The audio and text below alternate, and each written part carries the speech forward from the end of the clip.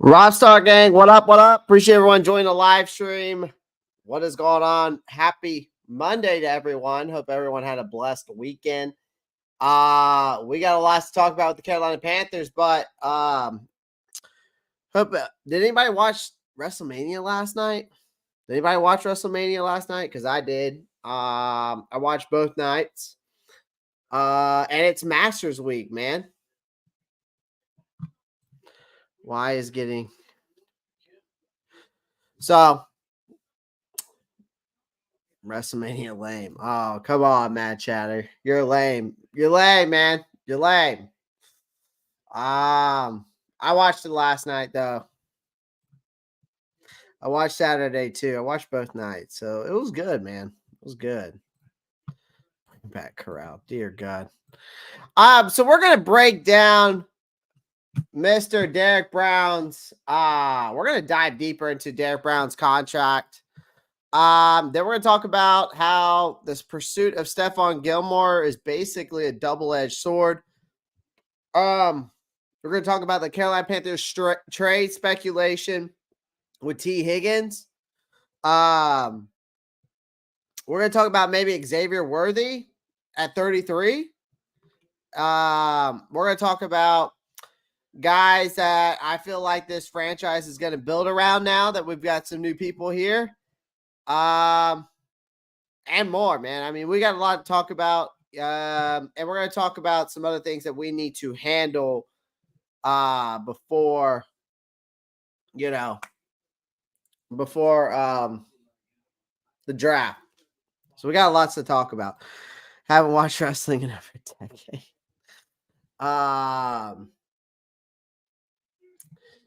Is John Cena still in or Y2J? John Cena made an appearance last night. Y2J is on AEW now. So things have changed. Trade TMJ to Buffalo. And, I mean, he's getting yoked. Zach sent a picture of him in the gym in the Discord. The man's working out. Man is working out, that's for sure. You know? If Mitchell is gone, I'll take Worthy for sure, James. If Mitchell's gone, I think Mitchell will be gone. I think Buffalo drafts Adonai Mitchell. I really do. I think they draft Adonai Mitchell. Actually, I wouldn't be surprised if maybe they take a chance with Worthy and then we get Mitchell. I mean, it could be something like that. But now that Buffalo now is got the whole since they've traded Stephon Diggs, it kind of puts a little bit of an interesting narrative on the wide receiver position because I'm interested to see. T. Thompson says, I came around. You were right. I'm okay with drafting center at 33. T. Thompson, I'm kind of curious as to why you choose to tell me I'm right now. Drafting a center at 33. I'm curious as to that. If JPJ, Barton, or Zach Frazier are still there. I will say this, T. Thompson. Something you need to go look at is go watch Cedric Van Pran out of Georgia. He actually fits.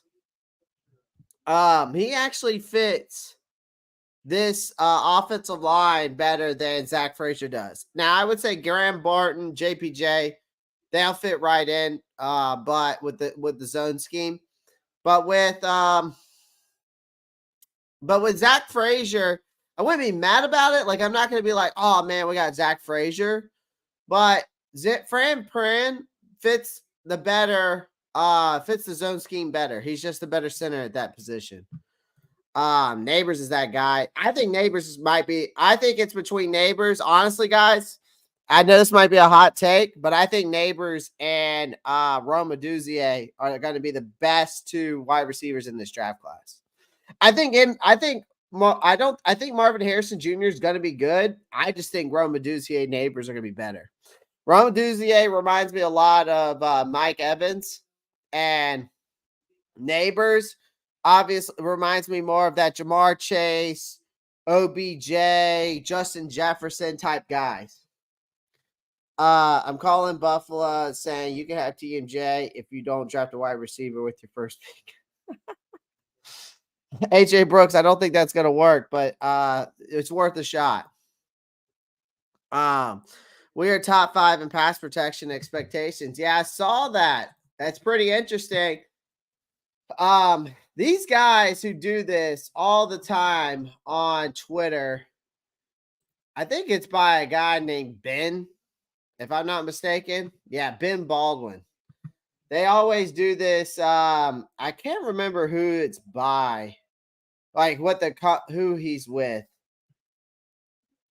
I can't remember who he's with. Anyways, came out with a pass protection, and it says that they've got now the right guard. They've got it at 44.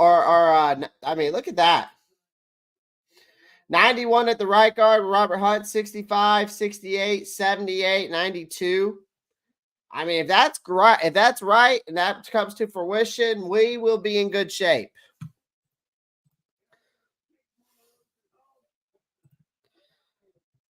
I'm not drafting Worthy at 33.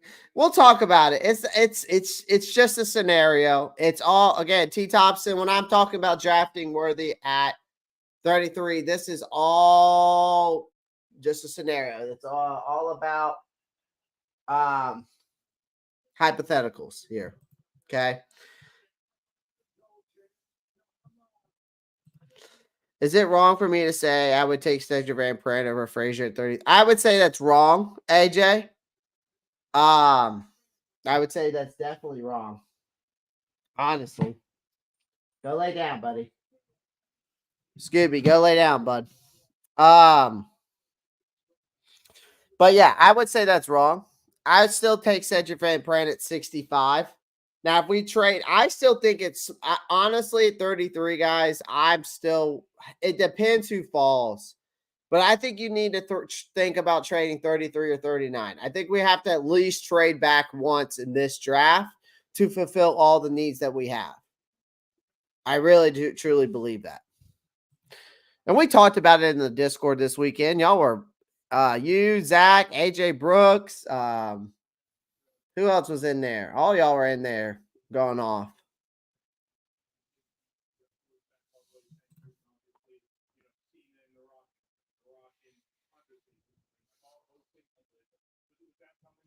Probably was Flame for Jesus. If anything was said to Bryce, it was already automatically cut off. You know what I mean? It was automatically cut off. You know, that person was automatically cut off. So that's the prediction, though, by these guys. Basically, what this guy said, basically what they're saying for the Panthers is,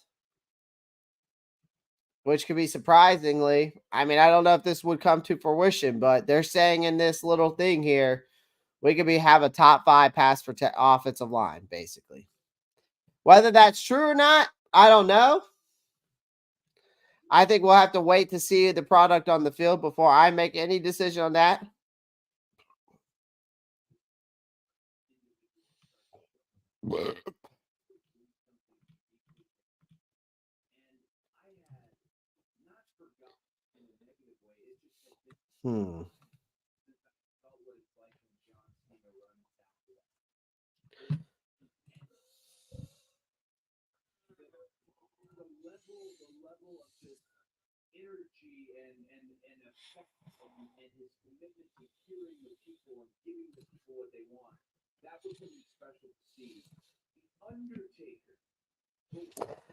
Zach, I can't wait till the run game, how the run game looks too. I just want to see. I'm wondering if we're going to go running back.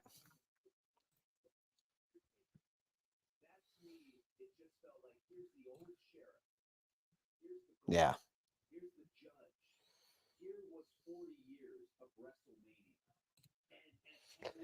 All right, let's get into this real quick. Let me pull up Derrick Brown. I'm going to pull up Derrick Brown's contract real quick here.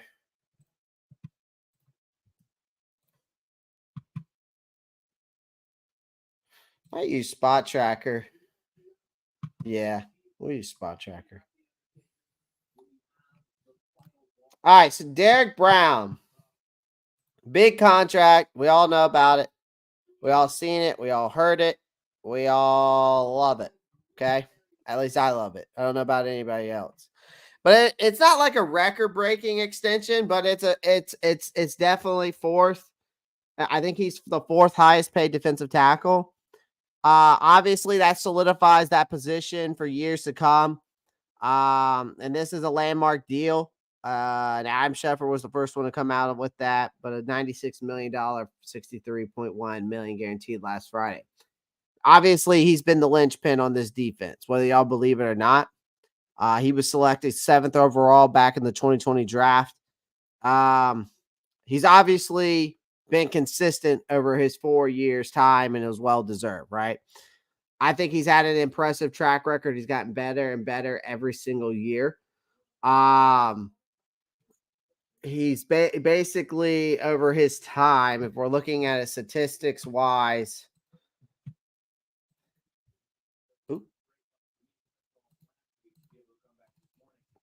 So based off his statistics, defensive tackle, they've got him in the league ranked 15th, number 2 on the Panthers as the number 2 player, I'm assuming. Or maybe that's financial ranking. So defensive tackle, he's number 15. On the Panthers, he's done the number 2 paid. NFL 153. Okay. Now, looking at his statistics, though, he's had basically 245 tackles combined, as you can see there, over his 4 years. 28 tackles for a loss, which that doesn't show that, but it's on my notes that I have here. He has 8 sacks, 48 quarterback hits, and 2 interceptions by a big man, and 21 passes deflected. Okay. So obviously coming off an exceptional year, shattered record, earned him a well-deserved Pro Bowl selection. It's a pivotal milestone for the guy, right? In his career, right? At 25 years of age. Looks like he just turned 25 because it says 0 day. So he must have turned 25 today, April 8th. If I'm not mistaken, let's see. Let's see when Derrick Brown's birthday was. If it's so, if Derrick Brown's ever watching this show, happy birthday. Because it says 25 and 0 day. So it looks like, April 15th. So it's coming up. Never mind. But happy birthday if I don't remember that. Anyways. So it puts him among the highest paid defensive players in the league. I think his contract underscores the team finally they're finally having this unwavering commitment to securing their top tier talent. They messed with Brian Burns' money. We saw that worked out. Frankie Louvu, that's a different situation. But we've also seen guys with big names go, right? We've seen the list. Christian McCaffrey, DJ Moore, Hassan Reddick. List goes on. Okay. But this guy's one of the best defensive tackles, 4th in annual salary among defensive tackles, behind notables names such as Chris Jones, Christian Wilkins, and Justin Matabuki. Now, the implications of this contract, okay? So the implications of this contract, okay, you lock this guy who's a landmark of this team. You lock him to an extension. It's a pivotal moment for our franchise, all right, in my opinion. Okay, this is a redefined era in Carolina football, in my opinion. Now, you got to think about it this way, because the takeaways I took from this contract extension is the Brian Burns thing. So the first thing I thought about was Brian Burns. The reason why I thought of that was because with Brown's extension, the Panthers basically decisively avoided a repeat of those continuous negotiations that marred the departure of Brian Burns. So they went out and secured him to be their defensive cornerstone. And the team finally demonstrated a commitment to retaining key talent. And now they fortify their roster for sustained success in this position. Now, establishing a cornerstone in the league where you get criticized by rapid turnover. This team has been criticized by that. All right, if we're, you know what I mean? So you look at this move, it finally solidifying Brown as that cornerstone of the franchise because of departures like Christian McCaffrey, DJ Moore, Frankie Louvu, Brian Burns, those kinds of guys. That extension signals that this man hasn't been invested into this team as a building cornerstone of the team and then try to build that sustainable winning culture and anchor it with talent around him. Right? That the clear identity here, though, is that Carolina's sustainable investment in offense and defensive line underscores their commitment to building a formidable roster from the inside out. In my opinion, some people may not believe in that. That's fine. All right, everybody has their beliefs, but the key acquisitions such as O'Shawn Robinson and guys like Jadeveon Clowney, I think, for me, prioritizes the physicality and dominance in the trenches that they're trying to do here. So if we're aligning the vision outlined by the president of football operations, Dan Morgan, I would say it aligns pretty well.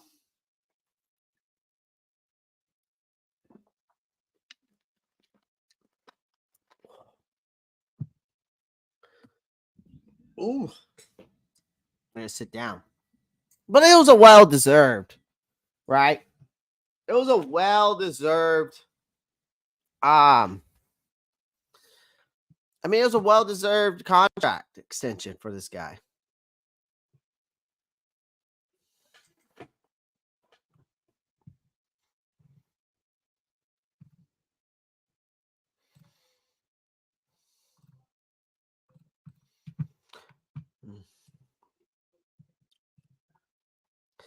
But I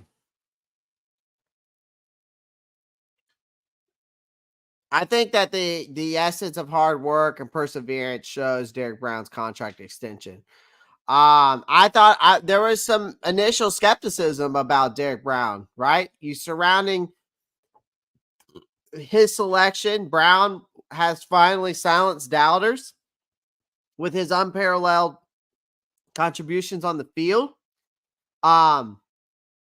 Culminating a record-breaking extension that serves as a testament to his invaluable impact on the Panthers' success.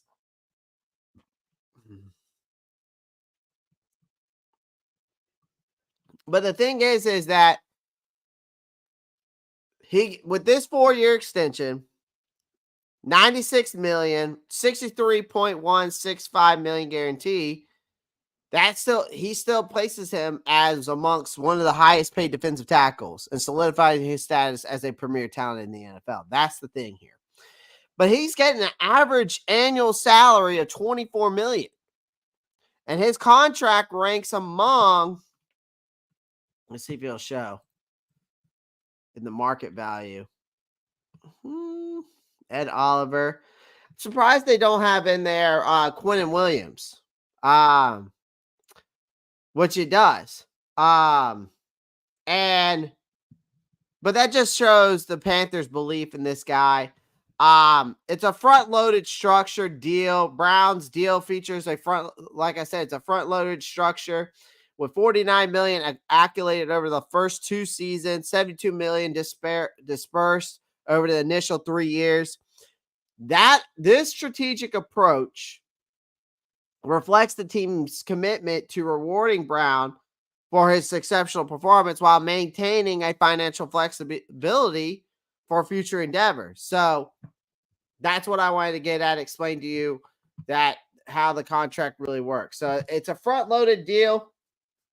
It's going to be, it's well worth the money. So, I'm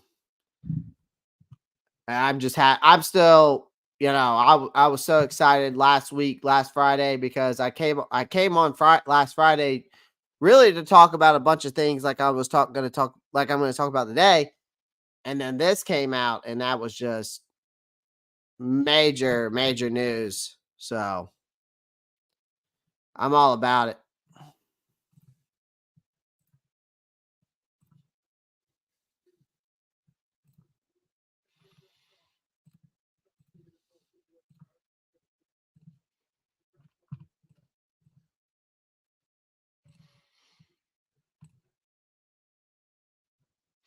Just nature healing itself.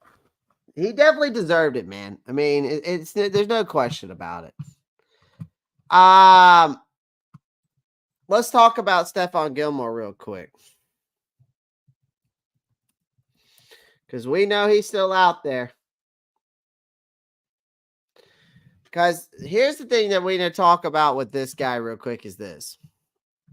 Okay. There is still a pursuit that the Panthers might be going out for Stephon Gilmore, but it's like a double-edged sword pursuing this guy, and here's the reason why. Okay, there's this cloud of uncertainty around Stephon Gilmore. Okay, about going after this guy. Jadeveon Clowney has, which I'm going to buy his jersey. I got to get another. I'm going to buy like Jadeveon Clowney's jersey this year. I think I'm going to buy Derrick Brown's jersey this year. Any jersey giveaway, I'm going to do a jersey giveaway this year. I'll probably buy 2 extra jerseys, or 3 jerseys to give away this year. So if there's any, when we do the giveaways, give me your top 3 jerseys. I was thinking maybe doing Derrick Brown, because after him signing that contract, I know maybe some people love some Clowney jerseys. And I was thinking either maybe a Bryce Young or JC Horn, if anybody wants that. Maybe a Deontay Johnson. I don't know if I can get a Robert Hunt. I don't know if we can get linemen. I wonder if offensive lineman's kind of hard to get. But I'll have to look into it. But we'll definitely do some jersey giveaways this year.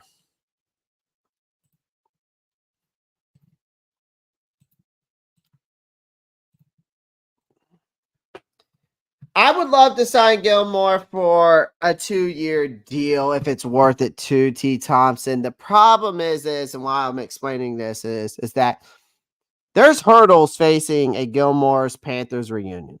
It's a multifaceted ordeal. I mean, and it's extended beyond mere sentimental things. Now, the matter of the fit. Okay, Gilmore is poised to enter his 34th year. Look at that. 33 years old, 210 days. Okay, 11 years in the NFL. That presents a conundrum for the Panthers front office. Okay, because while his pedigree is, of course, as a former defensive player of the year who commands respect, the question that lingers is about his ability to thrive in this defensive scheme. Now, if you observe Stephon Gilmore, it's all what's evolving around him is his age, his mobility. Those are crucial factors in a league that is predicated on speed and agility. Okay? Then you got to think about the financial constraints. Okay? The prospect of allocating substantial resources to Gilmore's necessities is definitely a cautious deliberation. All right.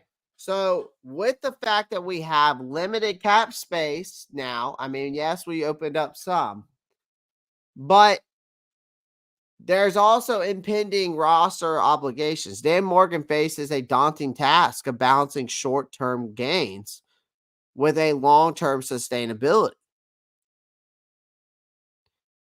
Now, if you eradicate the financial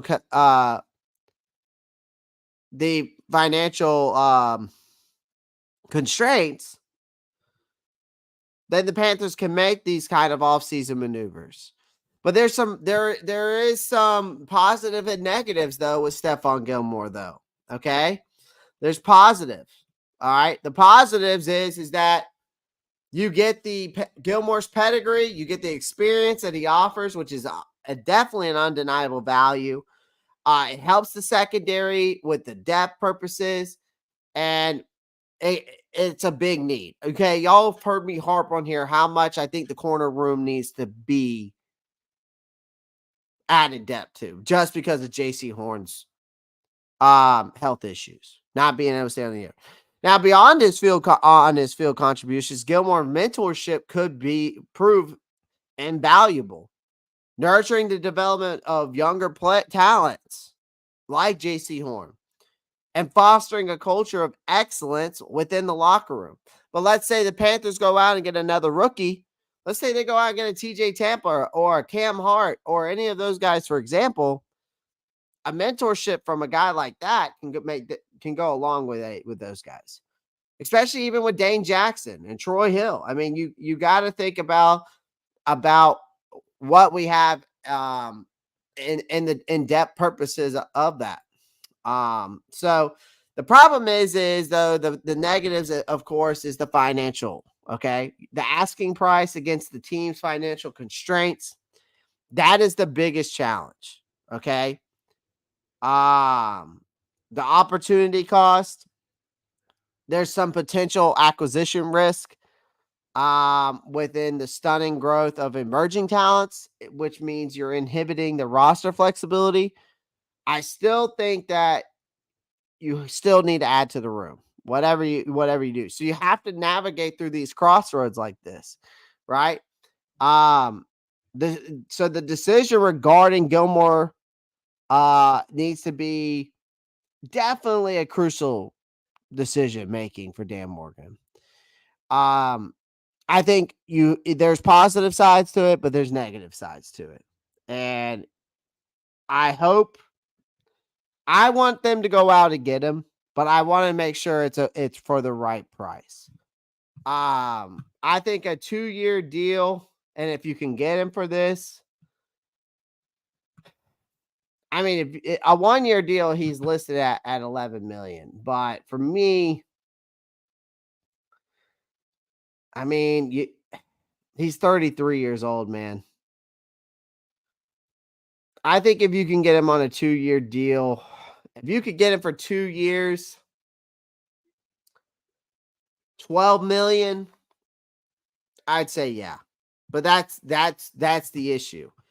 I don't know if I can trust the guy I think he would bring a valuable asset, but I just don't know if I'm willing to put too much money out there. As long as that price is right, yeah, exactly.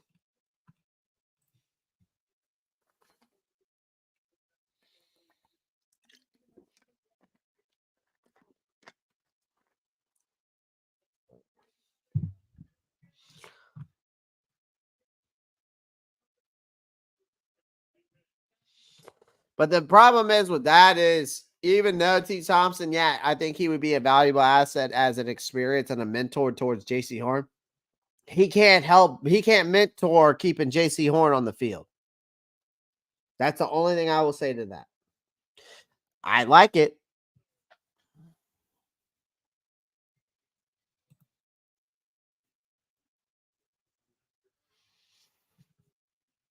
Now, it's not saying it can't be done. Can't say it can't be done for T. Thompson. Brad Taylor has done a great job, so don't get me wrong. I'm not gonna say it can't be done. Dom 34, let's go. The Ropp Star. What's up, man? Appreciate it, Dom. Smash that like button. Absolutely. Please. That's all you got to do, guys. Come in here. Make sure you pound that like button.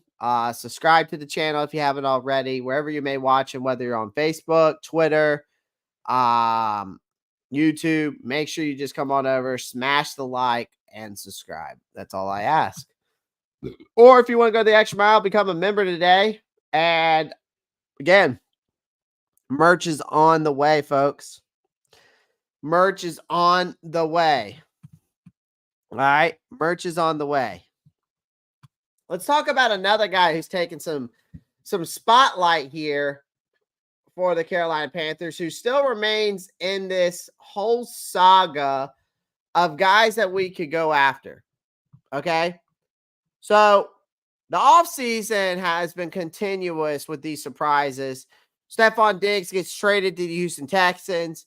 And there's it has reignited with that whole discussion of obviously Stephon Diggs going to the Texans. It's reignited that discussion. The Carolina Panthers going after T Higgins. It has. I've seen it all over the place, and that's been a focal point since for a while now. For a while.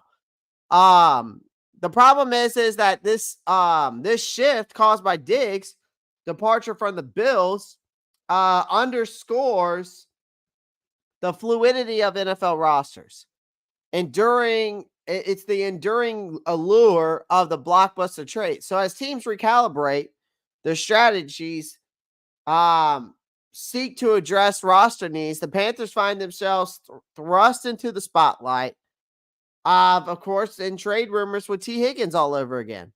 Now that speculation amounts to the fact that T Higgins emerges as a tantalizing prospect for the Panthers and has been for a while now. It's drawing comparisons of the Diggs as a dynamic playmaker capable of obviously elevating our wide receiver room. All right. Now, Higgins, I think, could be a potential game changer. His ability to serve as a bona fide number one, and I think would provide immediate impact on the field. Here's the approach that you got to take, though, if you're the Carolina Panthers. So the whole thing surrounding the T Higgins thing, there's a note of caution that I would say that emerges here. Because the offseason strategy here, okay, what's funny is he was a second round pick at number 33 overall. So just throwing that out there, coincidence or not. But this approach is going to be it's going to be spearheaded by Dan Morgan, okay? All right, this is a decision making and focus on long-term sustainability when it comes to this team now. You brought in Deontay Johnson out of Pittsburgh. Of course, I love that approach, right?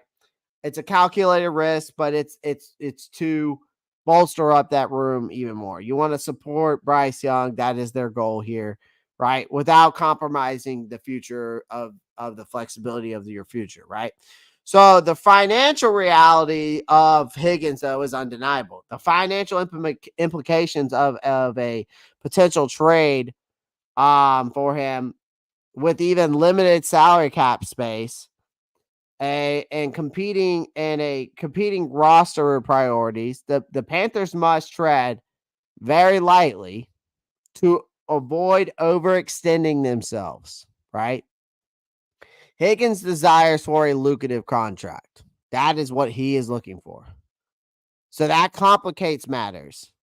It raises questions for me about the feasibility of a deal within the Carolina's current financial framework. Now, here's the thing. You got to temper your expectations when it comes to T Higgins. You like what I put there? Temper expectations? Yes, I'm sure there's Panthers fans out there that would be eager to go after this guy. Would I be mad about it? No. The problem is you got the NFL draft to look at. And there's a lot of potential impact already on this roster, but there's a lot of potential impact in this draft. This is a very deep draft class where you can get a good wide receiver. You could get a T Higgins-esque type wide receiver on a rookie deal, right? So it's essential for us as a fan base, but not only a fan base, but as an organization, as a team. I think Dan Morgan has to essentially maintain a measured perspective when it comes to these type of trades, okay? So the prospect of acquiring a talent like Higgins, definitely licking my lips, right? But it's crucial for us to temper, of course, is the real word, our expectations and focus on the broader goals here of rebuilding efforts that we're trying to make. I like, of course, I'm sure a lot of you guys want T Higgins. I get that. I'm sure you do. But we also need to think about what we're doing here. We got to think about what we're doing here.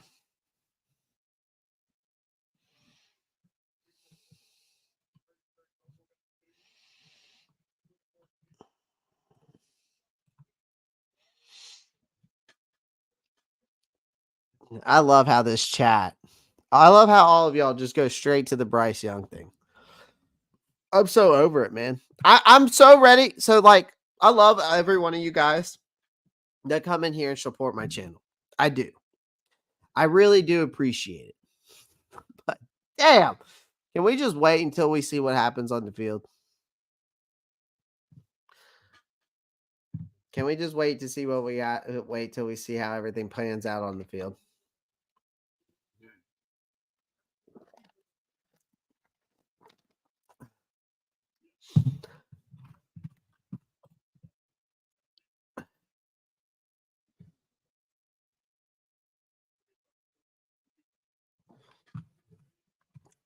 All right. Let's talk about Xavier Worthy. And one of the, I don't know where he's at on a lot of people's draft boards. I don't know where he's at on a lot of people's draft boards. But where do y'all have him ranked? Here's the thing. The Panthers are definitely going to be eyeing an explode. They want an explosive wide receiver. They want a guy that can go out there and add to this. They can add and have a reliable wide receiver on this team. And I still think that they want a potential game changer in that position, right? We have the number 33rd pick. We all know that. We find ourselves trying to add a dynamic playmaker of creating some electric on the field for us, and especially in our wide receiver room. And hoping someone that can help develop Bryce Young and help this team's aerial attack. Now, under Dan Morgan and Dave Canales, this whole front office has gone through a strategic overhaul, right? They prioritize getting acquisitions to help complement Bryce Young. That was their goal. We all know that. We all understand the offseason move. Despite not having a first-round pick, Canales and Morgan still have remained positioned to capitalize on the wealth of the talent available in this year's draft, early rounds, with the number 33 selection serving as a valuable asset in this pursuit. Whether y'all believe we should trade back or not, that's neither here nor there. We're talking about Xavier Worthy right now. I think this guy can be a game-changing talent. I think with that 4.21 speed, okay? The blazing speed, playmaking ability is all there, okay? Can he be a home run threat? Can he be a dynamic weapon capable of stretching defenses? Absolutely. Can he create explosive plays at moment's notice? Absolutely. But with explosive speed, with him comes evolving skill set. I will say this. He's got remarkable athleticism. All right, got a jaw-dropping 4.21 40-yard dash. Okay. It underscores his status as one of the draft's premier deep threats. Now, despite, I think, his slight build, 5'11", 165, Worthy has honed his own craft to become a more complete wide receiver. And I've watched his game film. He showcased improved route running, ball tracking skills throughout his collegiate career. Now, the positive and negatives here is I'll say this. While Worthy, okay, has elite speed and playmaking instincts, okay, and that's an undeniable asset when it comes to the wide receiver position. But there are some concerns for me that linger regarding his ability to thrive against physical press coverage. That's where his issue lies. I think with a guidance of a guy who is a wide receiver coach / quarterback guru in Dave Canales, as we've seen from his resume, I think some guidance and some strategical utilization to his skill set can overcome those kinds of challenges. And can be a dynamic outside threat. The problem is that as the draft day approaches, it's a waiting game. We're all eager to see if Worthy falls into that lap of that number 33.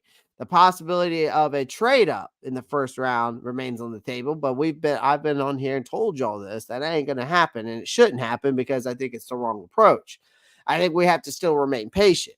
All right. So that approach there, to me, it would be wrong to trade up. Okay.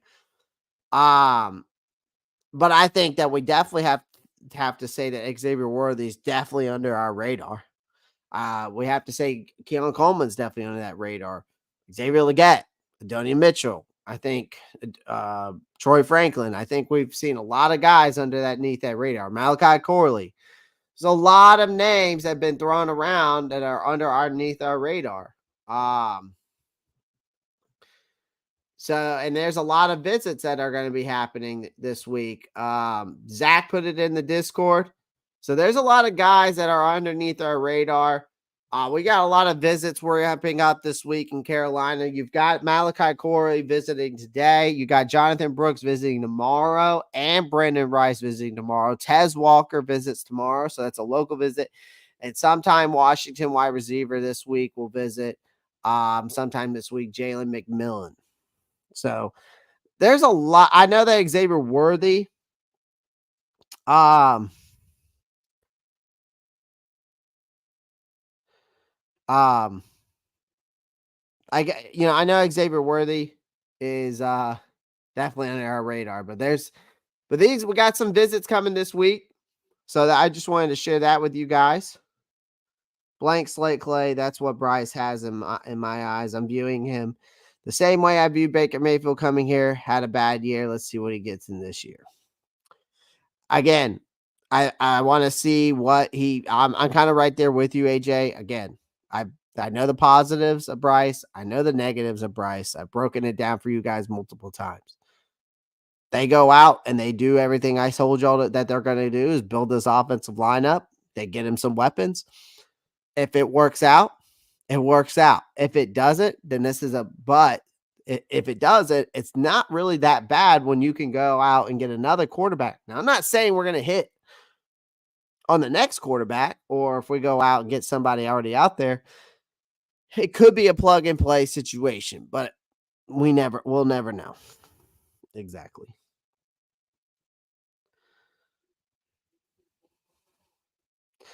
Trap set player, they don't want anything less than 2 second-round picks for T Higgins. I've heard the Bengals don't want anything less than 2 second-round picks. I'm not willing to give him that.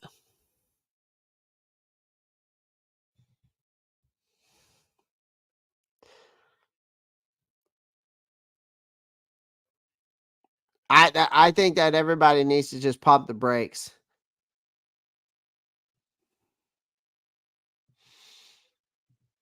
Yeah, I said 2 years, 12 million. So, but I mean, you could still try to still do something like that. So I was close enough.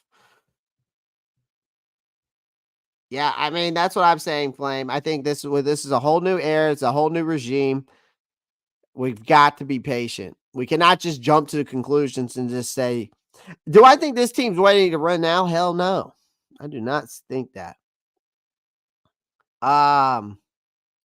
But I do think we need to remain patient. I think a lot of people need to remain patient for sure and see how it plays out. I'm going to give it 3 games, Flame for Jesus. I'm going to give it 3 games. If we start out 0-3, we'll have my questions then.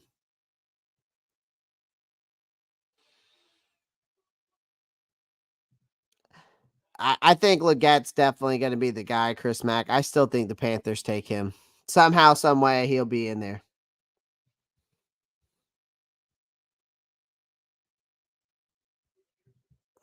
I think we got heavy defense, less depth on that side of the ball. Yeah, again, the corner room is the biggest issue for me, and the pass rush. I would say the corner. If I'm looking at the defensive needs, I'm going corner number 1. I would probably say edge rusher, so pass rushers number 2. I probably then would say linebacker 3, D line 4. Because Shaq's on his way out. Josie Jewell, we'll see what he can do. And then really that's it on the on the defensive side. I mean, that's just me.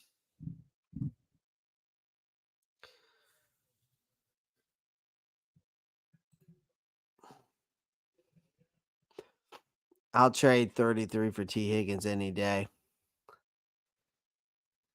JSN, I've thought about it, but part of me just still thinks we need to. I think we should just try to see if we can get a T Higgins in the draft. Get a T Higgins S kind of guy in the draft, and rock with that rookie contract, and try to, instead of going after T Higgins and trying to and having to have that financial constraint that you're going to have to deal with him. They will get a center, only one on the depth chart. Yeah, they'll definitely get a center for sure. But I do like T Higgins. It's a tough call, man. I think that's one of the toughest calls, I would say, because part of me just wants to trade the 33rd pick and get more draft capital to essentially get all the needs that we need. Because essentially, we need 7 to 8 needs. And we've talked about it on the Discord. This team, I truly believe, I think we said it in here the other day. We were putting up our rankings.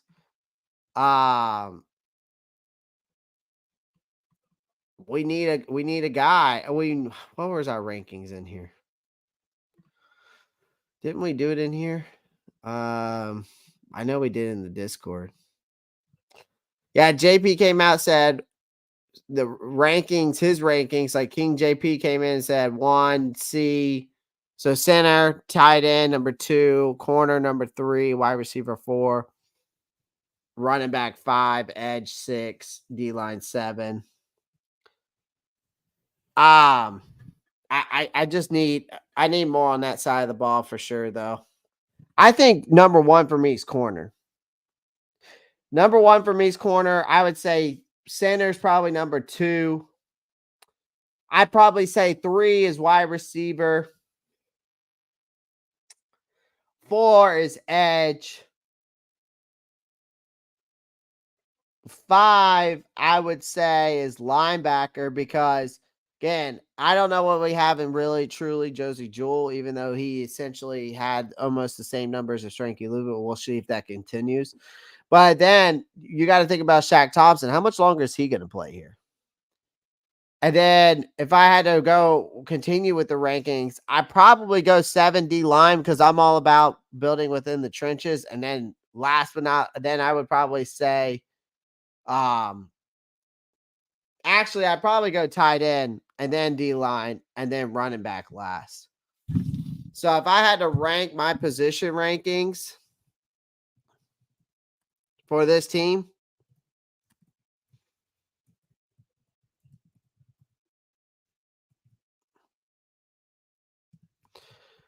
I'd probably go 1 center, 2, like I said, 2, or no. Number 1 corner, 2 center, 3 wide receiver, 4 edge, so pass rusher, 5. I probably would say tight end.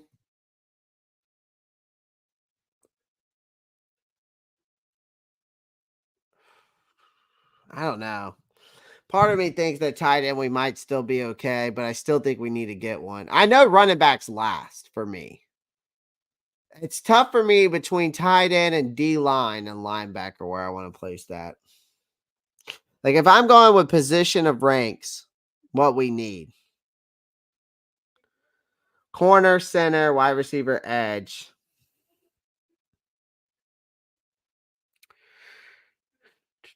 I probably would go tight end. And then I'd probably go, because of O'Shawn Robinson and Derrick Brown, I'm going to give it a little leeway. I'll probably go linebacker.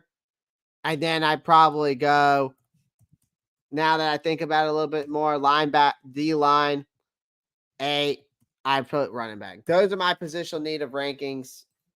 That's what I would go with. Position rankings of need. I say 1 CB, 2 center, 3 wide receiver, 4 edge, tight end 5, linebacker 6, D line 7, running back 8. If O'Shawn Robinson didn't come here, I'd probably put D line a little bit lower.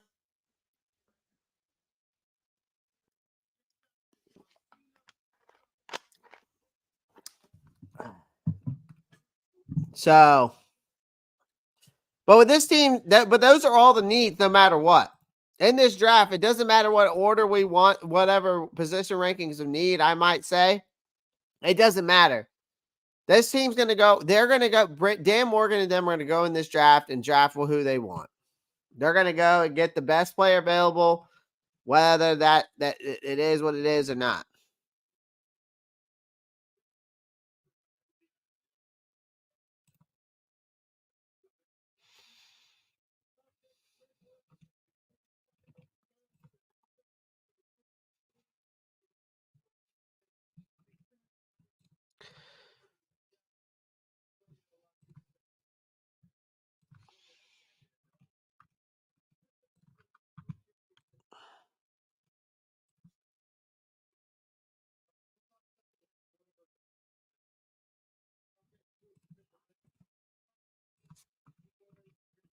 Jay Issue, what up?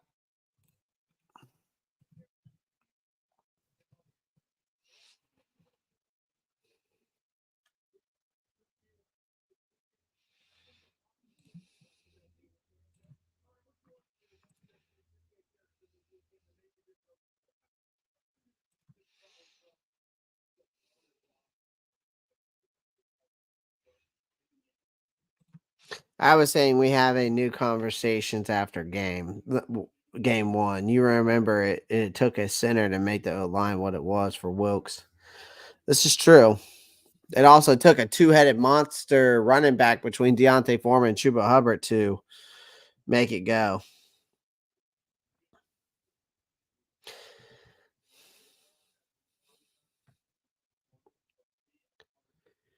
Higgins is proven nobody can get in the draft is a guarantee. This is true. This is true, Flame for Jesus. But I'm also thinking about the financial future in that aspect of things.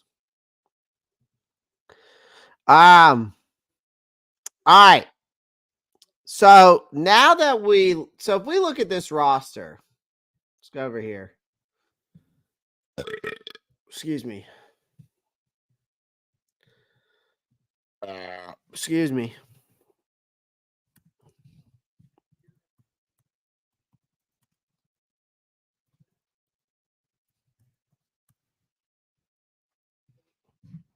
If we're looking at this, right? For example, we're looking at this roster.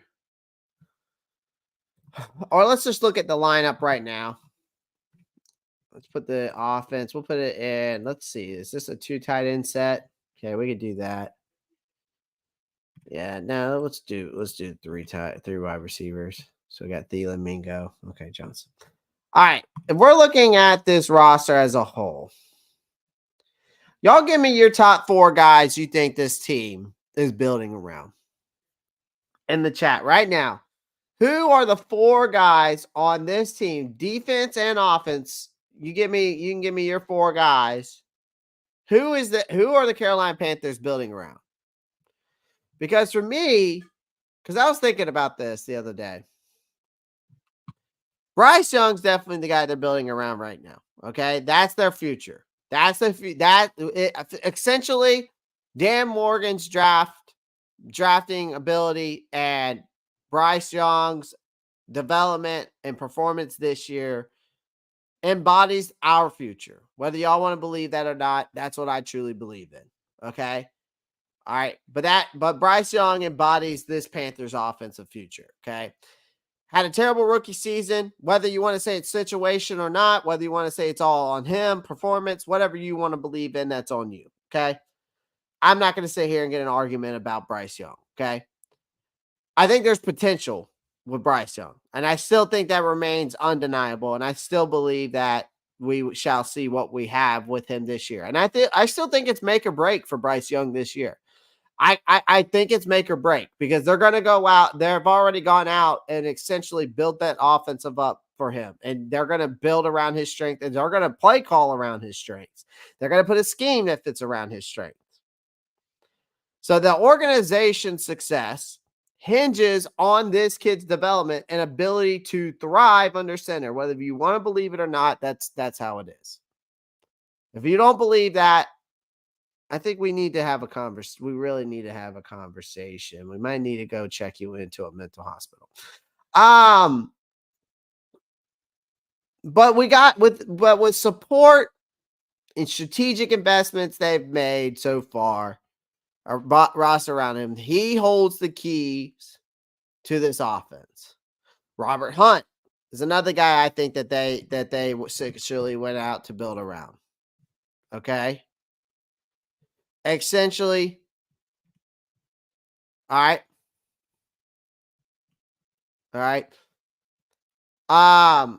I'm giving you 4 guys. I know some of you, I see you put like Randall. We only gave me Brown and Young.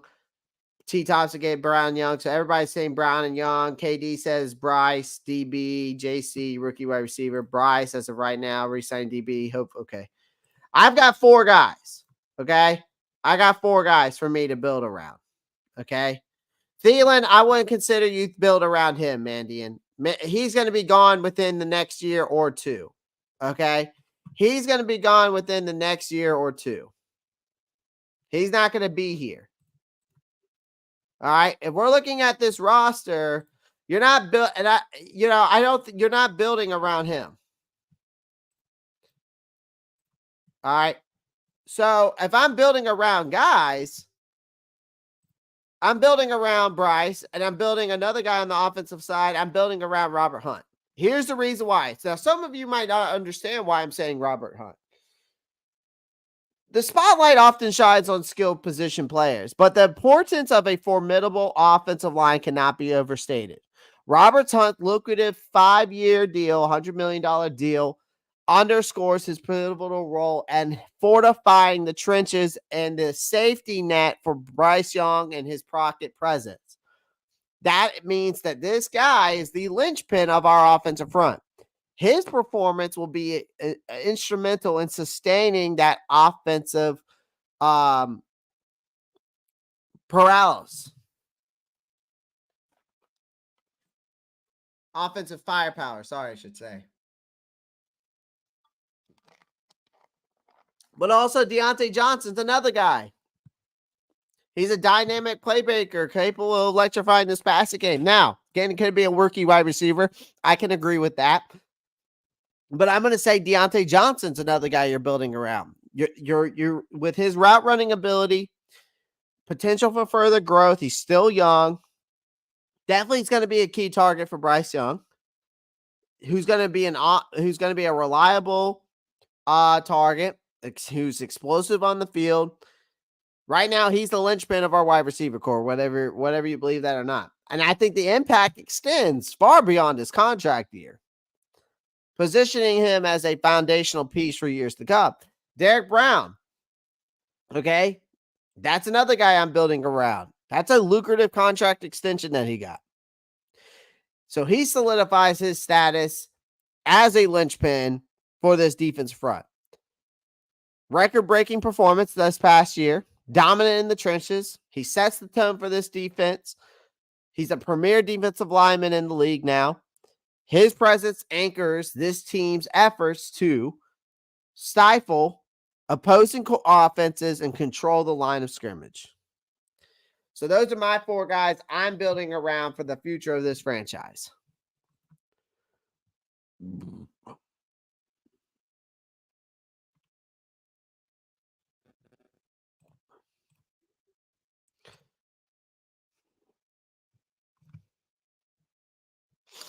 Yes, Stacy. Jalen McMillan out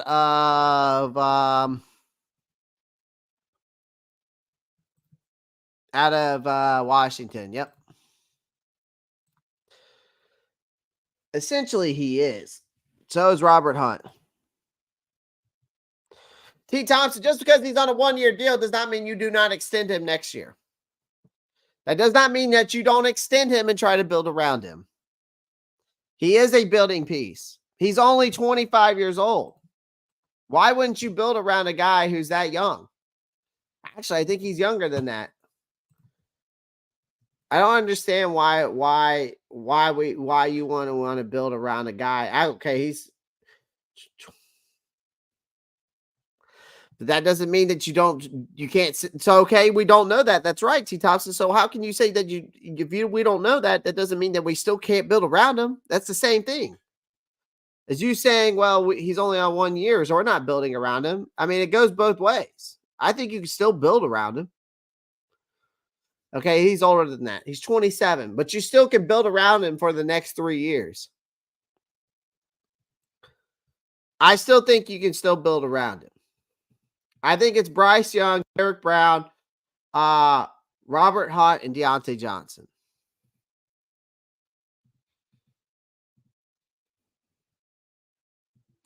I can agree with Icky. I just need to see him develop a little bit better, Chris Mack. I need to see Icky perform better. Then I will say, okay, we could build around Icky too. We could also say DJ Wonnum, but we need to see what he's got. We could see JC Horn, but we need to see what he's got.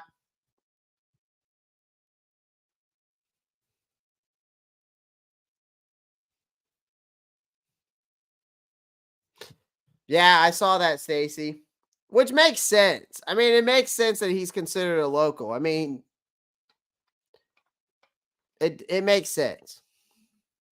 T. Thompson, that's a good list. I can agree with those. The only problem with JC Horn is that, that's the thing. They just got Derrick Brown. They just signed Derrick Brown, right?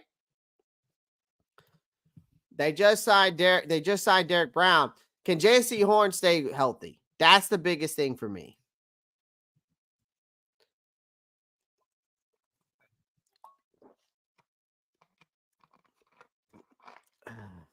Yeah, we keep saying that, Thompson, because we believe in that. No, you don't have to, T. Thompson. I'm just saying, I think Deontay Johnson's a guy you can definitely build around. I really do. Really, really do. 38 people watching on YouTube, 14 people watching on Twitter, 1 person watching on Facebook. Facebook is small, man. I'm still working on the Facebook page, so hopefully we can grow that. Might have to start a Twitch stream and a Kick stream and all that. I don't know yet. I haven't decided yet. But make sure you guys pound the like button. Subscribe to the channel if you haven't already. Make sure you click that post notifications bell so you don't miss any new content. All right. I can agree with JC Horn too. The best abilities availability. I need to see if he can be the available more often than on the sideline. No offense to JC, love him, Gamecock. You know what I mean? I think whoever we pick at 33 or 39, we are building around. Well, of course, I think anybody that you draft, you consider them a building piece to your future. I think that's because that's the ultimate goal in the draft. You draft players that you want to hopefully hit on that you hopefully can build around. That's what the draft's for. I mean, now not every draft pick you're going to hit on like that, though. You know what I mean? Like, you're not going to hit on every draft pick. It's sometimes it's luck of the draw. Like Puka Nacua was a luck of the. I mean, they got. Is the talent there and is the talent undeniable? Sure. Sometimes you get lucky.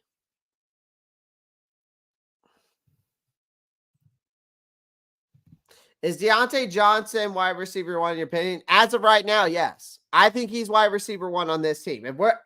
Mingo's not wide receiver 1. I mean, you can make the case that Thielen's wide receiver 1 right now.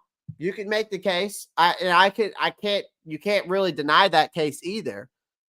But is Deontay Johnson a wide receiver 2 on this team? And let's say we started the season right now. Would y'all say Deontay Johnson's wide receiver 1 or Adam Thielen? For me, Deontay Johnson's wide receiver 1. And I think you can make the case for Thielen just because of last season. But the talent that Deontay Johnson possesses is undeniable. And the potential of him being a wide receiver 1 is very high. Because Deontay Johnson was Pittsburgh's number 1 before Pickens got there.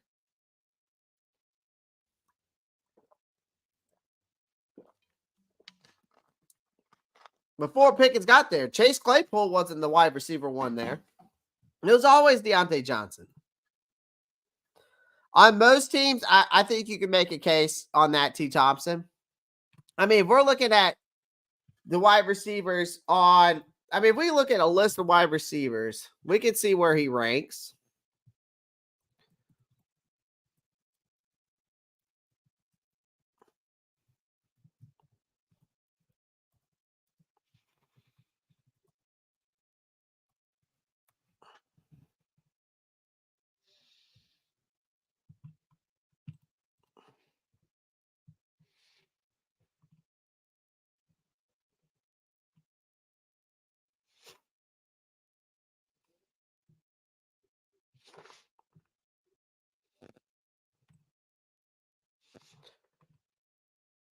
Oh.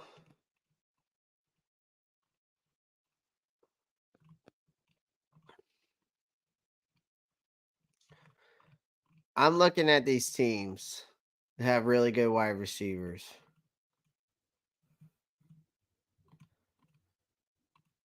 I mean, you're saying most teams, though, T. Thompson.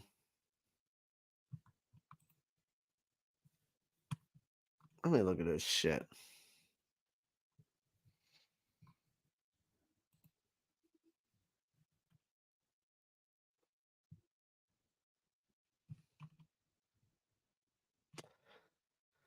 Let me look at this shit. I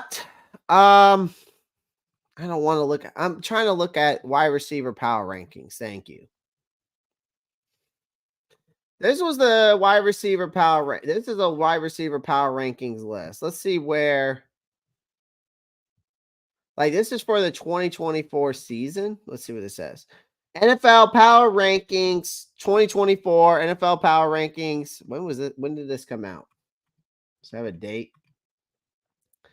Well, they got Deontay Johnson at 31. I mean, Justin Jefferson, okay. Tyreek Hill, CD, okay. DJ Moore, okay. Chris Olave, Drake London, Devontae Smith, Puka Nacua, Malik Neighbors, projected. Okay, where do they have Marvin Harrison? They got him at 8.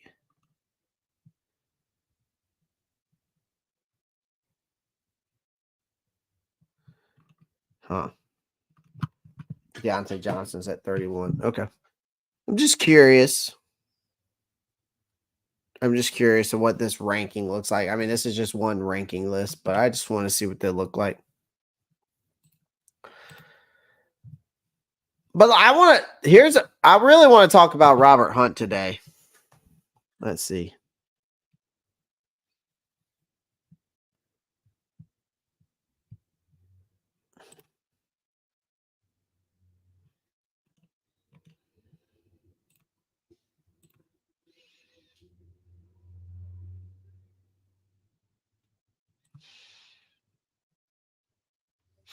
I mean, hoping for wide receivers and free agent. I mean, I don't think anybody here. I never hope for any wide receivers in free agency. I wasn't all about that. If you want to go out and get T Higgins, sure. But that's not a free agency move. You have to make a trade. That's not a free agency move. So if you go out and get T Higgins, okay, I'm okay with it.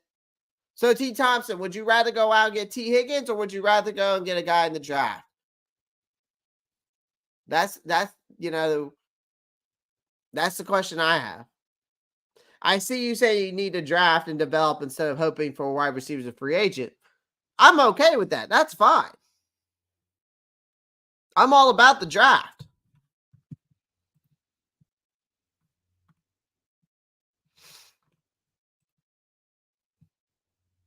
But I'm curious as if is it the draft or would you be upset if they went and got T Higgins? I'm curious.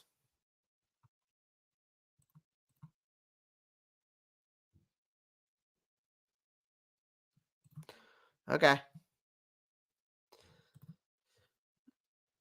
All I have to say is this.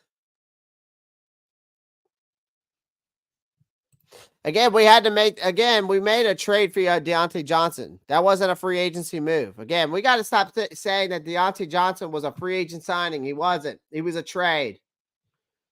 Get it right. All right. I don't know if we're double dipping in wide receiver. We might. I won't say it's wrong, Mindian, but I think we have to go. If we're going to double dip in wide receiver median, we have to trade back. Because guys, like essentially, we have more needs than just getting 2 wide receivers in the draft.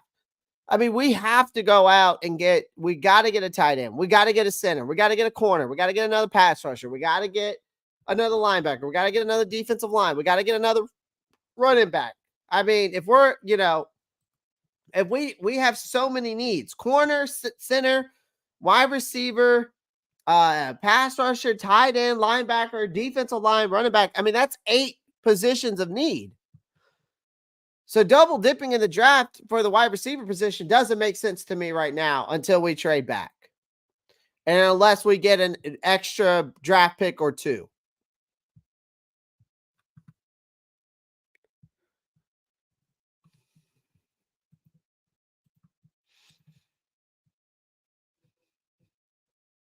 I thought we weren't going to do a damn thing in free agency. Maybe I was thinking we go out and get maybe a wide receiver. I thought we might go out and get some guys that were a position of need. I didn't know what was going to happen with the Frankie Louvu situation, if they were going to re-sign him. In the Brian Burns situation, I predicted the whole tag and trade ordeal, so I knew that was going to happen. I predicted that a while back. But again, we seriously don't know. I didn't know they were going to go and make all these moves. I didn't expect all that. Now, I said we could go out and get these guys, and I came on here and said we can go out and get these guys in free agency. It was more of a hypothetical that we could go out and get those guys, but we didn't. Or I mean, we did, and we got some of the guys I did predict or said we could go out and get.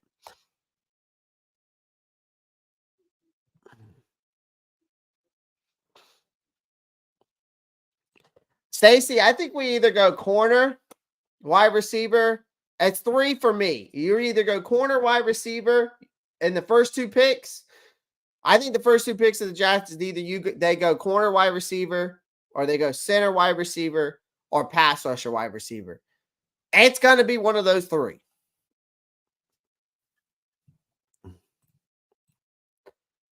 That was the most fleeced trade I've ever seen by the Carolina Panthers. The most fleeced trade, I would say, for the Panthers. I've never seen them fleece more than that.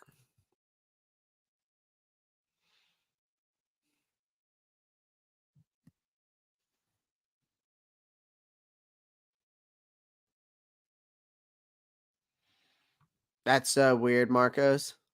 That's so weird. Hopefully that doesn't happen here. I think we get wide receiver, but only 1. We have a lot of them right now. I guess we are saying that Give Bryce deserves a chance, but Mingo doesn't. I mean, I think Mingo deserves a chance, but he was terrible last year.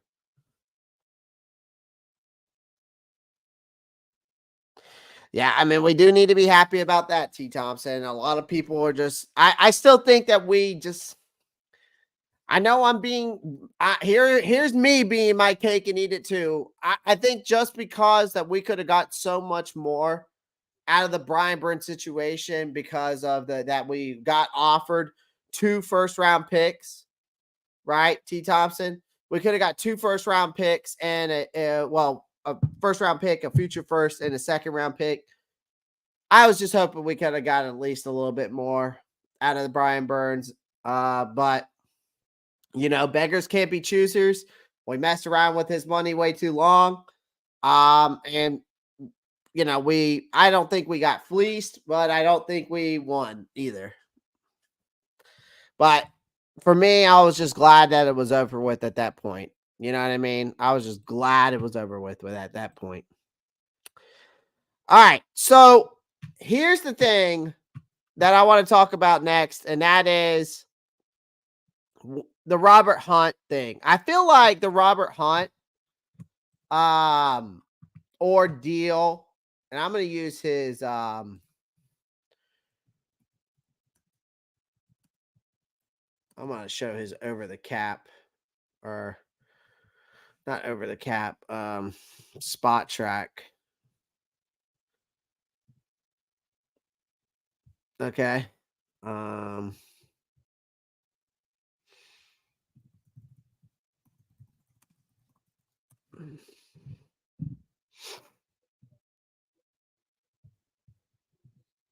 So I want to talk about him real quick, because I feel like this guy got a lot of skepticism when it came to his investment and us getting him.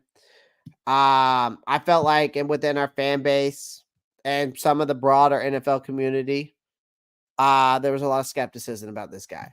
I felt like this was a pivotal move for us to fortify our protection for Bryce Young. I think a lot of people question his hefty price tag attached to his deal, but it was a big investment for sure. I think you securing Robert Hunt came at a steep cost for the Panthers, with a 5-year, $100 million contract and significant guarantees in a market where demand inflates prices, especially for a team like the Panthers, who we're just trying to revamp this roster. Okay. And given the imperative to shield your young quarterback and elevate this offensive efficiency on this team, yeah, it's a gamble, but the organization felt compelled to take that. Now, the criticism and doubt that came behind this is that only some people are sold on the Hunt acquisition. I'm one of them, okay? But there are concerns about Hunt's past and accolades not aligning with the magnitude of his contract. The absence of an All-Pro or Pro Bowl honors during his time in Miami does raise some questions about whether he can justify that salary he got and become an elite performer. The pressure is definitely on for Hunt, I think, to deliver exceptionally, to validate the investment we made for him. But I'm going to manage my expectations when it comes to this guy, because even though his price tag suggests that the expectations of a top tier player, I think us Panthers need to have in mind that there are some internal goals that may be more as a nuance rather than aiming for individual accolades. I think his impact is going to lie in providing consistent and high quality performances on the field and setting the tone for our offensive line. Now, his physicality, his leadership qualities could catalyst the improvements across this whole unit and benefiting Bryce Young in this offense. Okay. It's a risk and reward kind of situation. Every free agent signing carries an inherent risk. Same thing in drafting. Okay. Free agency and draft, there is risk involved in it too. Okay. But Hunt is no exception. Injuries, underperformance, or failure to adapt to a new system could derail expectations. However, you got this urgency to provide protection to Bryce Young and optimize the offense productivity. The Panthers can't afford to gamble on uncertain alternatives. Yeah, the stakes are high. They're undeniably high. The potential to pay off regarding Young's development and this team's success makes the investment justifiable. Now, the future is always unpredictable, especially in professional football. Okay? Outcomes are never guaranteed.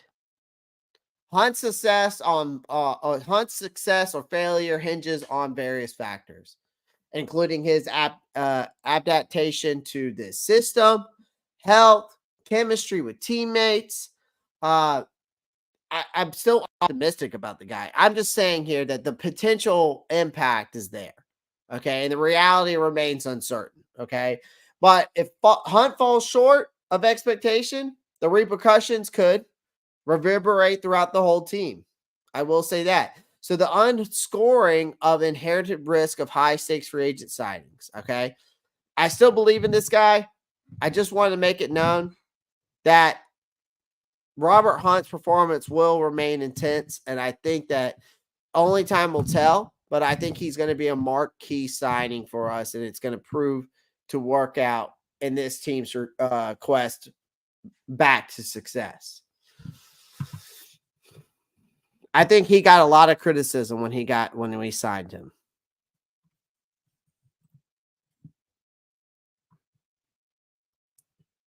For sure.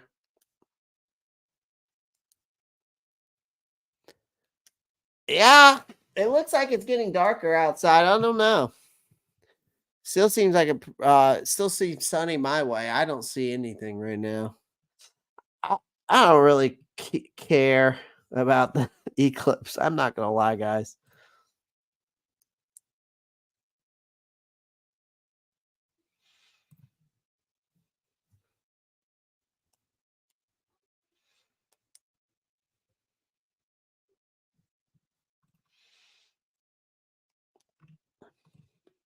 AJ Brooks, don't tell Josh that, who watches the show. He says that anybody that says that XL, we should take XL, says that he questions their opinions about football. So if Josh, you're watching, I had to call you out. He says that if anybody that believes in Xavier Leggett, he questions your opinion about football knowledge. But I had to get Josh on that. I had to get Josh on that.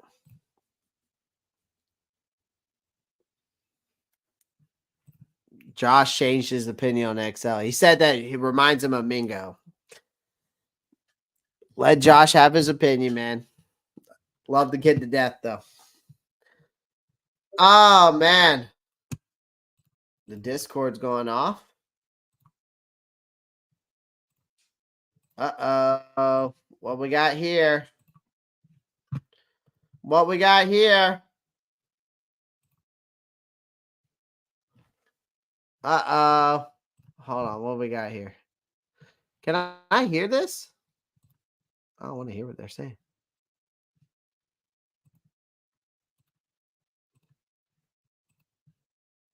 All right, we can't hear it.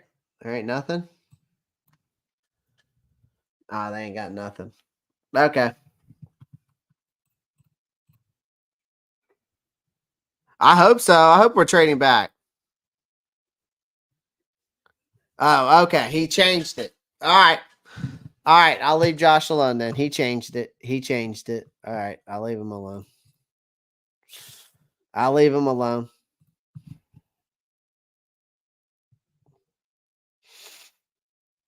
All right.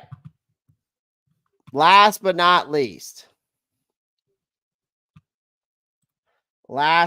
So looking at this, okay, looking at this lineup on PFF. So let me share this tab instead. So looking at this lineup after talking about things today, here's something else.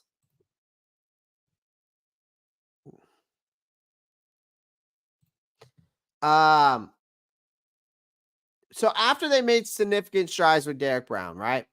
Made that long-term extension, all that good stuff. However, there are still pressing priorities, guys, that require attention as they continue to build for the future. Supporting Bryce Young is still another pressing priority. You got to improve the supporting cast around Bryce. Think it still remains paramount for them. Panthers have made moves to bolster up the protection. They signed guys like Robert Hunt, Damian Lewis. They need to continue adding talent, especially in the wide receiver room, but of course the center position.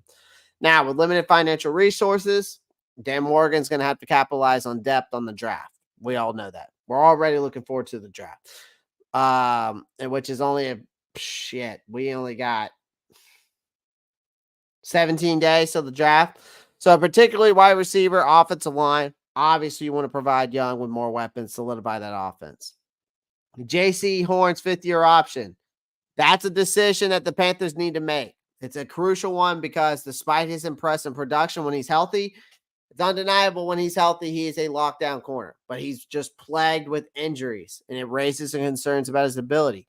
So given this team's reliance on Horn, the potential consequences of further health issues in the secondary, triggering his contract clause seems likely. However, his ability to stay on the field will be closely monitored. Last but not least, another priority that needs to be done, and I was looking at this roster too, and coming up with these, is that you got to have a successful draft.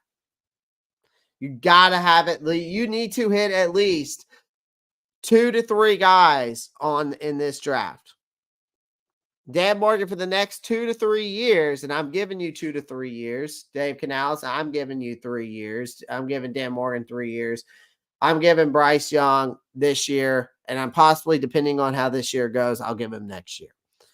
But Dan Morgan's expertise in talent evaluation is vital for this team. I told y'all this, to make the most of the draft, whether it involves trading down to accumulate more picks, selecting best available prospects.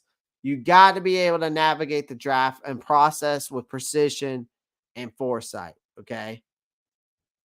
All right. The free agency's done. The focus is now shifted on the draft. We don't have a first round pick. There's multiple selections across other rounds. So it does offer us opportunities to address roster needs and acquire talent. But you must avoid repeating past mistakes in the draft and prioritize selecting players who can contribute immediately while considering long-term development. But you have to effectively address these priorities. Be successful in the draft, J.C. Horn's fifth-year option, and supporting Bryce Young. It's imperative. I think those are one of the biggest priorities for me right now.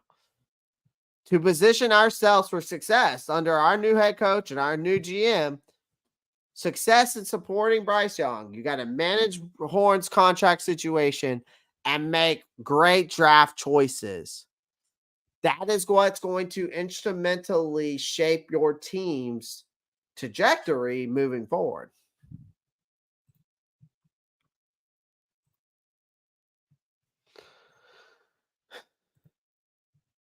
I told y'all I had a lot to talk about. I had to get it off my chest today.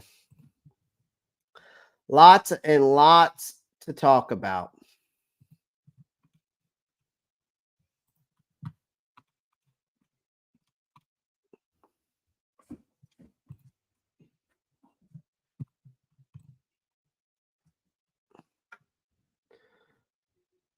Oh my gosh, that's funny. I just got some pictures from people sending me for the eclipse.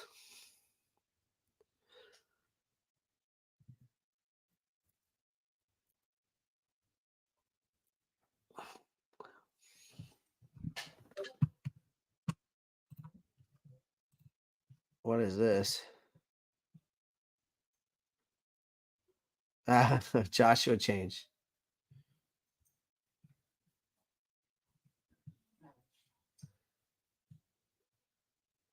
Okay. AJ, okay, you got Joshua changed his mind. All right, perfect. Perfect. He changed his mind.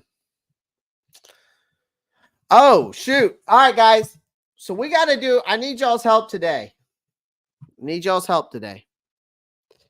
I need a good mock draft.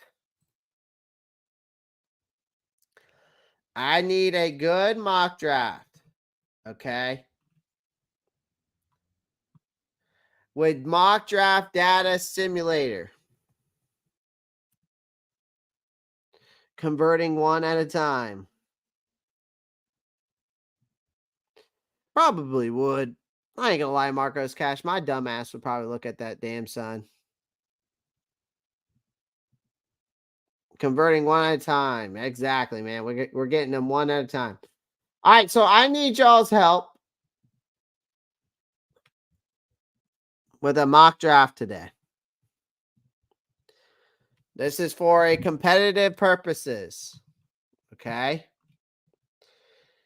All right. Now, here's the thing. There are some rules that are involved with this. All right. I want to make it clear when it comes to this mock draft. This is for a competition.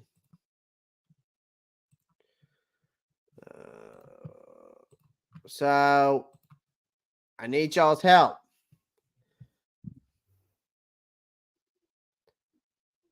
Basically, this is how it's going to work. There's going to be a random wheel spinner. It will decide who faces in round 1 of this mock draft thing. Rest of the rounds will be based on who advanced. Now, the mock draft rules looks like this. We're using the mock draft database. Okay, it's free. It keeps everybody. It says only one trade's allowed. So if you got offered a super unrealistic trade, please don't accept it. So I can't accept anything crazy.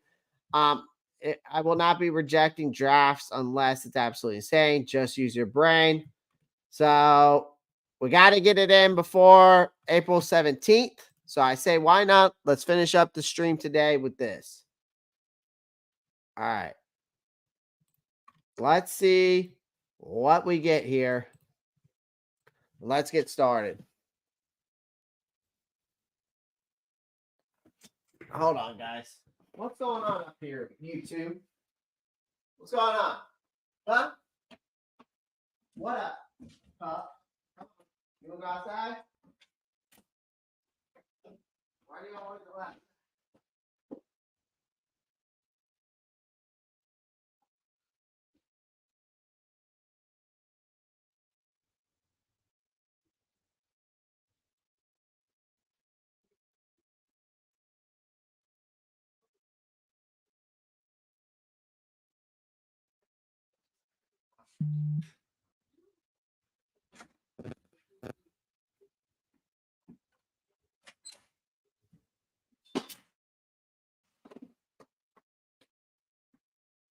Now, does this trade look unrealistic? Not really. Doesn't look unrealistic to me.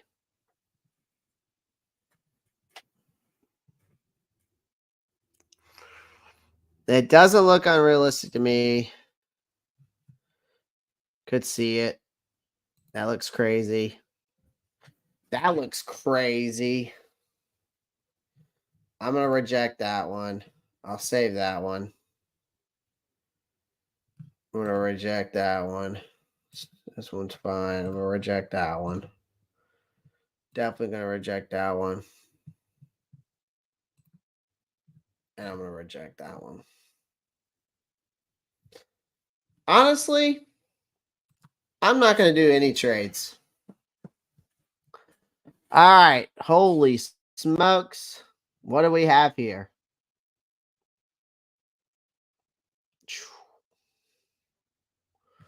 All right, chat. Where we going? Where we going? Where we going, chat? Who we picking here? Who we picking here, chat? JPJ?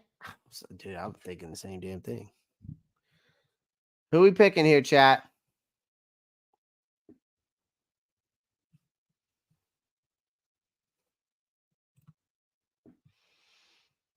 Who we picking here, chat? Guys, make sure you pound the like button. Greatly appreciate it. If you're watching on over on Twitter, make sure you come on over to the YouTube channel. Make sure you pound the like button there as well. Who are we picking here, chat? Center for the next 8 to 10 years. I know. We going JPJ? We going Xavier Worthy? We got oh my.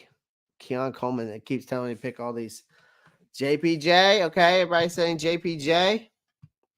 Now remember, this is for a contest. This is for a contest. I'm putting us in a contest. So essentially we need to go and we gotta build this the best roster possible here.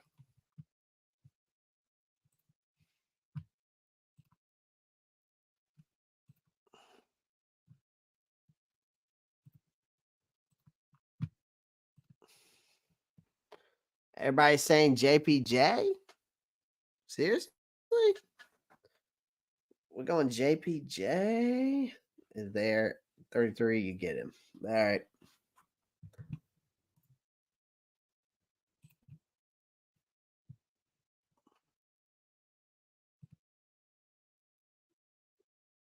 So you aren't trading Bryce? What do you mean, AJ Brooks?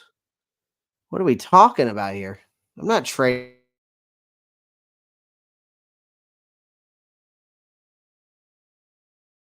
Bryce.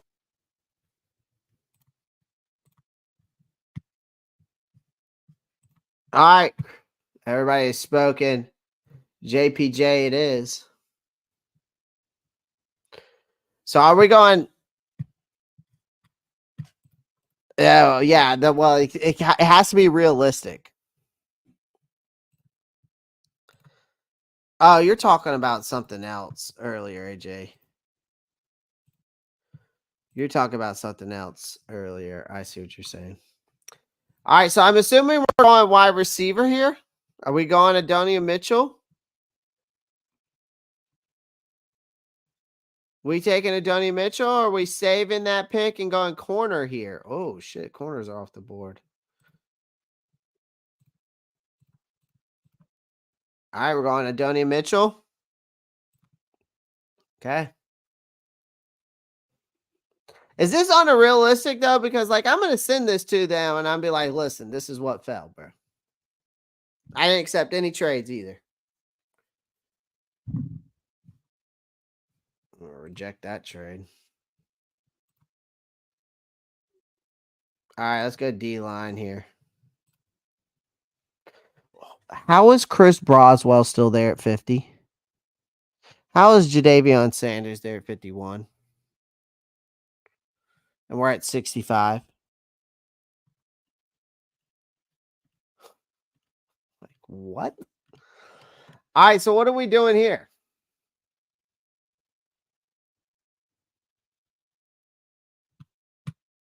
I mean, we got to go Chris Broswell and Sanders. Dude, this is nuts. Well, with rankings of need, I'm taking Chris Broswell here.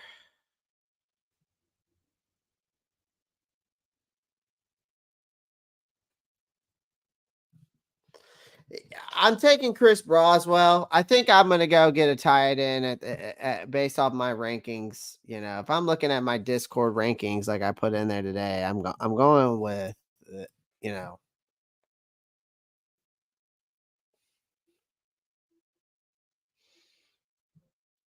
You know what I mean? Like, what am I supposed to do? All right, so I got my center. I got my wide receiver. Hey, I'm going to send it to them. If they take it, great. If they don't take it, well, you know, it's on them. I need a corner. I'm just gonna he's the best player available. I don't ever take Chris Abrams either. What else do we got? Cade Stover. So if we're going based off all. Jeremiah Trotter. Well, hold on. I need a corner though. Center, wide receiver. I already got edge. I'm gonna go corner here. I'm gonna go create Chris Abrams at 101. Next pick. Taking tight end. I'm going to take a tight end here at 141.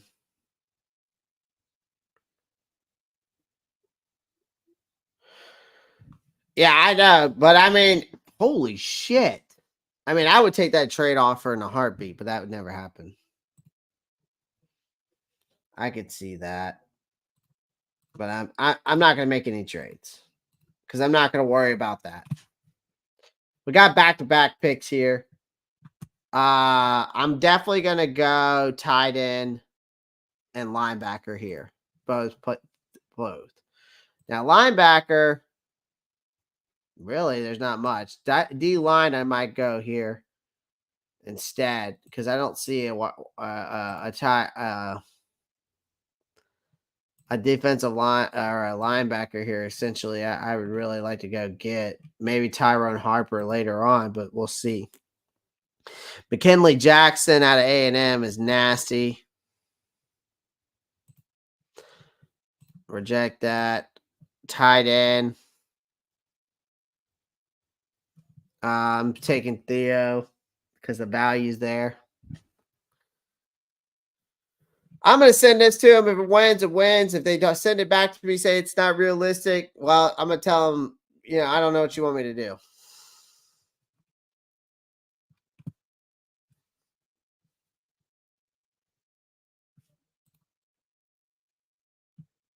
Now, I'm either taking a linebacker here.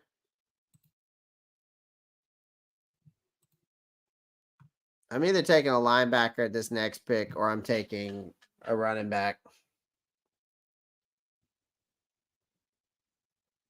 Now, I did this without any trades. I'd rather have a linebacker than a running back to finish it here, though.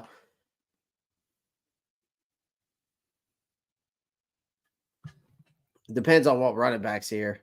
I mean, Chase McKellen, not really.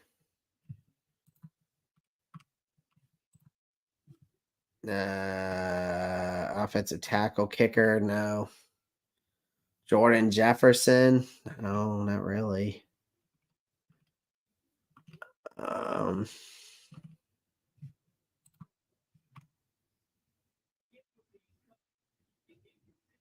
mean, Steely Chombers ain't bad.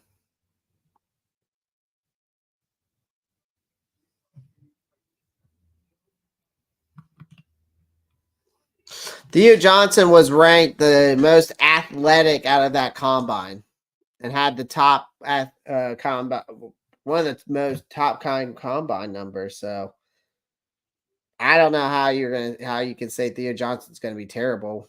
I mean, I don't know how we think Theo Johnson's gonna be terrible based off, but he hasn't even played a game in the NFL yet, and we just say these guys are gonna be terrible.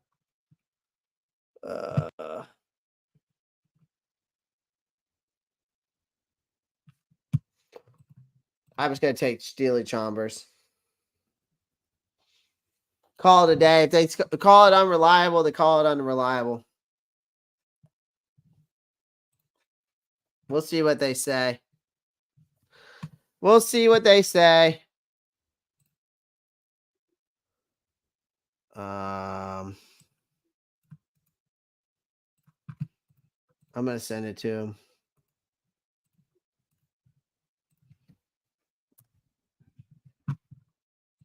See if I can add a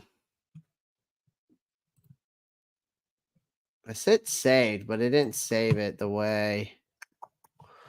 Oh well. What if I go to this? What if I can I just screenshot this? I can screenshot this.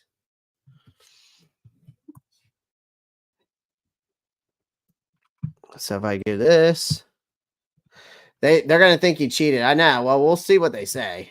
I mean, it is what it is. At the end of the day, I did what I was supposed to do.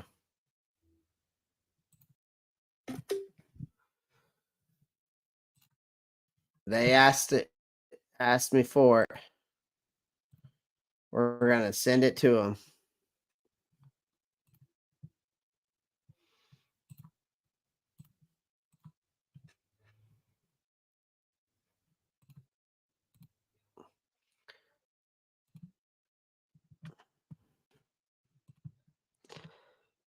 So Park, they're going to think you cheated. I mean, listen, that's how it fell, man. Like, I don't know what you want me to do.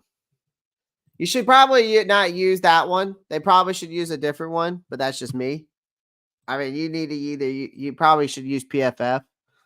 So, all right, guys. Well, I'm going to hop up here. Been live for almost 2 hours. Appreciate everyone joining the live stream. Make sure you pound the like button, subscribe to the channel if you haven't already. Also, make sure you join the Discord today. Feel free to join the Discord. Really appreciate you guys. Make sure you do that. Merch is on the way. Become a member today. Get free merch once it comes out. Gonna do some giveaways this off season before the season starts. Hell, we might even do some draft pick jersey giveaways. I know I've been talking about some giveaways, but lots of good stuff coming, man. Appreciate everyone joining. Appreciate everyone's love and support. Have a blessed Monday. I will see you guys tomorrow. Peace. I'm out. Keep pounding, guys.